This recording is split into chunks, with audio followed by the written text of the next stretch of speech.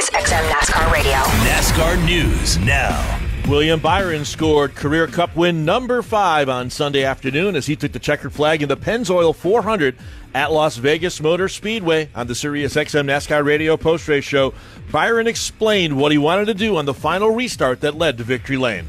I just want to kind of have a smooth first lap of that restart. Once you get through the first lap, you're just worried about taking the white. So just trying to get across the line, kind of like wheeling the car across the line so there's no caution. Don't have to do a restart again. That's the biggest thing you think about in those situations is first, try to get the lead. Second, okay, let me get to the line and have this thing locked up.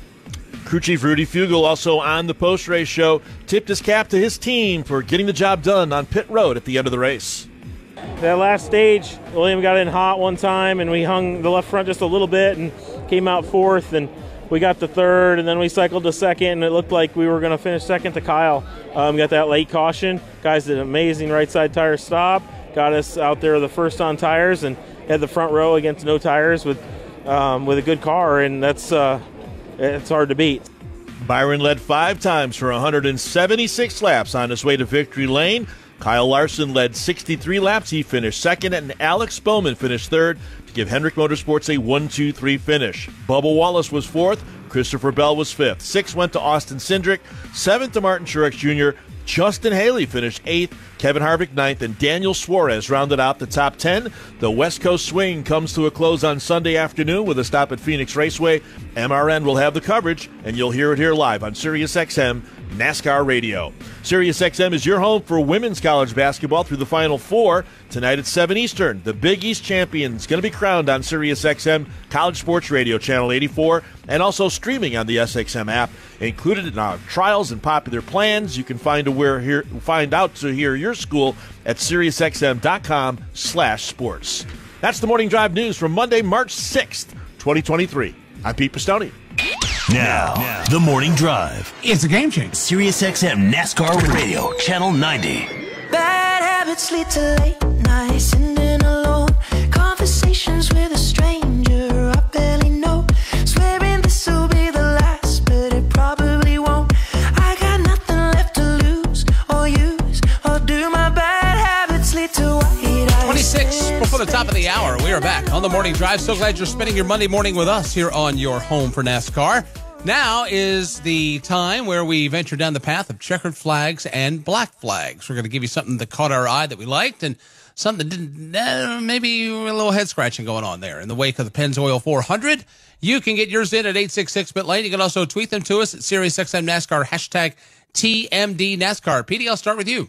Well, how can you not give the checkered flag to the team and the manufacturer that swept the top 3 spots at Las Vegas Motor Speedway? That would, of course, would be Hendrick Motorsports and Chevrolet. 1-2-3 finish, William Byron, Kyle Larson, Alex Bowman.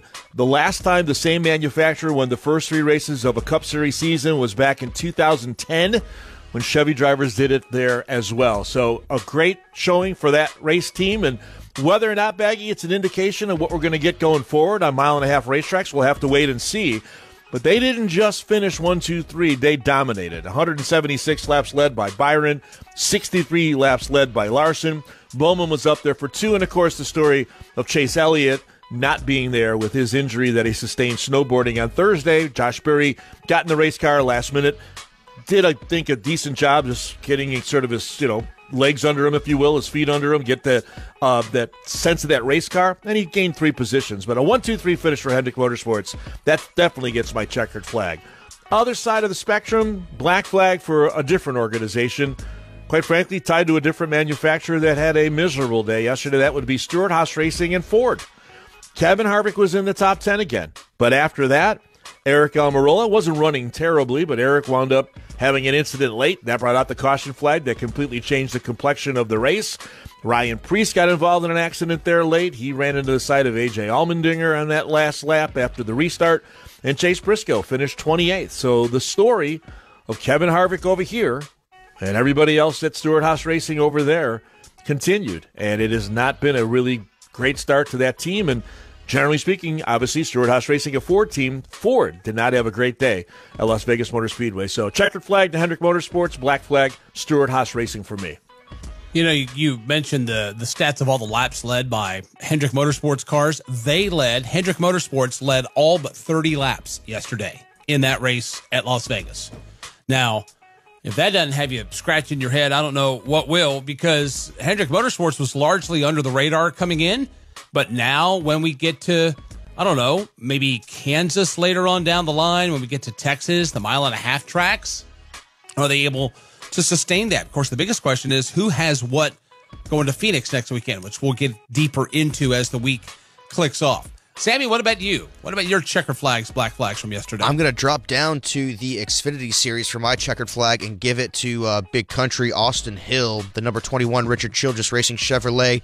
Dudes won 2 of the first 3 races. They look pretty stout over there. A lot of folks were coming in here saying who's going to, who's going to fill up all the rest of the wins that were vacated by guys like Noah Gragson, guys like Dinger, guys like Ty Gibbs.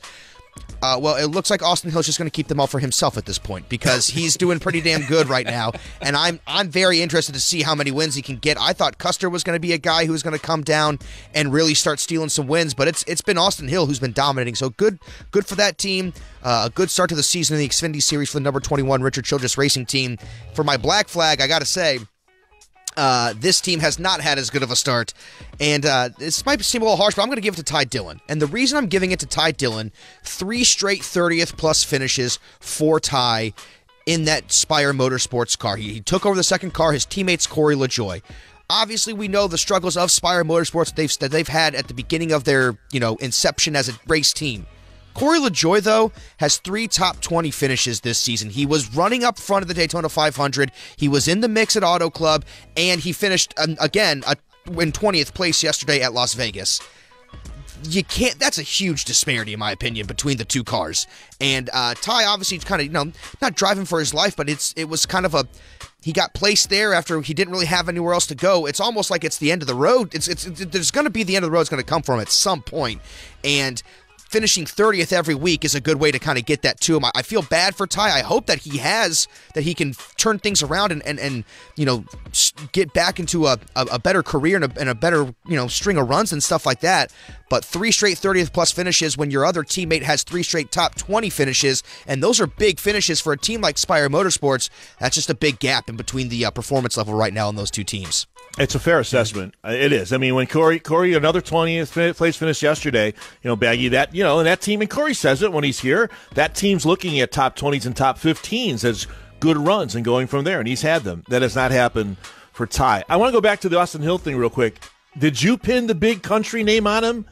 Is that where that came from, or does everybody call him Big Country? I think Baggy's called him Big Country. Yeah, Baggy has. Maybe also in an off-air conversation, which I apologize if I'm using a nickname that we're not supposed to be using. I like it's good. I do too. He's a big dude. The best part about Austin Hill, you're going to sit there in a post-race interview and be like, Austin, give me your thoughts on the race. And you know what he's going to do?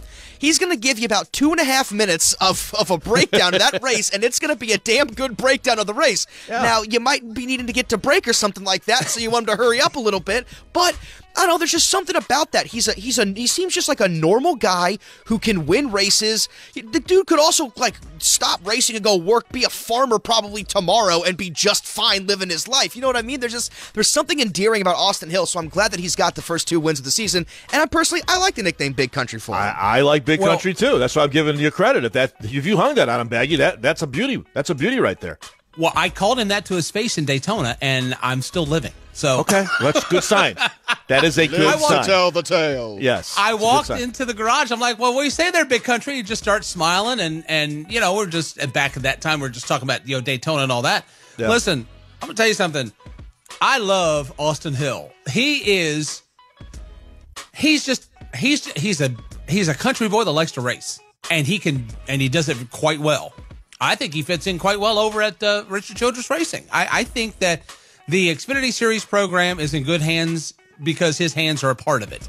Sheldon Creed having some challenges over there in that 2 car. Mm-hmm. They're getting those sorted out. But as far as, they've won 2 of the first 3 races. I would say that, Austin Hill right now is angling up already to be a factor all season long. I don't know how many he's got in him, but I'm sure that he's got more than just 2. And now he is, in my opinion, Petey, put himself in the conversation to where whenever we start going to these racetracks, he is one of the very first names we mention as a favorite to win instead of being shuffled down the pecking order like he has in years past. Well, Saturday's race was very similar in nature when you think about it to Sunday's race. It wasn't a ton going on until the end, and then you got to be there at the end, and Austin Hill was. I think he led like 19 laps or 20 laps, but he was there in position at the end to take advantage of the opportunity that presented itself, and he went to victory lane for the second time this season. Davey, what about you?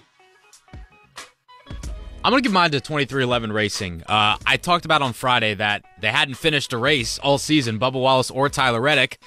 And congratulations, you did it, 2311. Both Bubba Wallace and Tyler Reddick finished the races, and they finished well. Bubba Wallace, we heard from him, top 5 finish.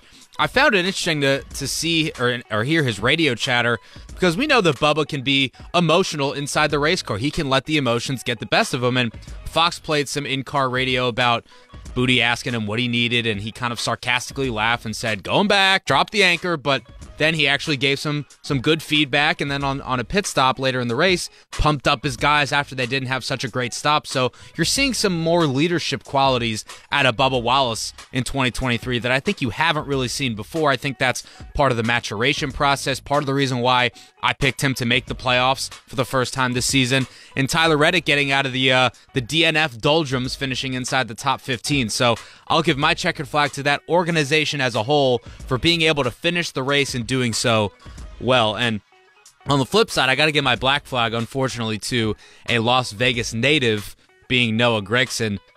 Speeding penalty in the first stage. You come down pit road to serve your speeding penalty. Thank you, sir. May I have another? You get nabbed for speeding once again, and then later in the race, something clearly was wrong with the dash or the lights, or Noah was just pushing it a little bit too much, and he got nabbed for a third time. So as you said, Petey, give him the hat trick. Throw your hats onto the racetrack. Debris caution, hopefully not, but a hat trick for Noah Gragson in terms of speeding penalties. And that wasn't even the first time we saw that on the day in the Formula One race in the morning.